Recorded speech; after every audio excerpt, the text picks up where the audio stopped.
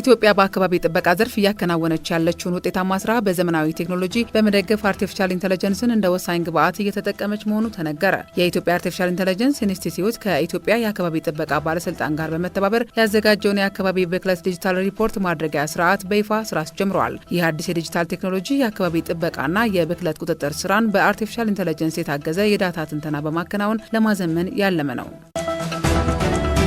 የኢትዮጵያ ታምርት ንቅናቄ የሀገርን የኢኮኖሚ ነጻነት በማረጋገጥ የኢትዮጵያን ሉዓላዊነት ወደ ላቀ ደረጃ የሚያሸጋግር ታሪካዊ ጉዞ መሆኑን የኢንዱስትሪ ሚኒስቴር ገለጸ። ድሬ ታምርት ኢትዮጵያ ትበልጽግ በሚል መሪ ሀሳብ የአምራች ኢንዱስትሪዎች ኤክስፖ የፓናል ውይይት ተካሂዷል። በንቅናቄው በተሰሩ ስራዎች በዘንድሮ በጀት ዓመት ብቻ 13.1 ቢሊዮን ዶላር ያስመዘገቡ የውጭ ሀገራት ባለሀብቶች ወደ ኢትዮጵያ ገብተው በዘርፉ ለመሰማራት መዘጋጀታቸው ተሰምተዋል።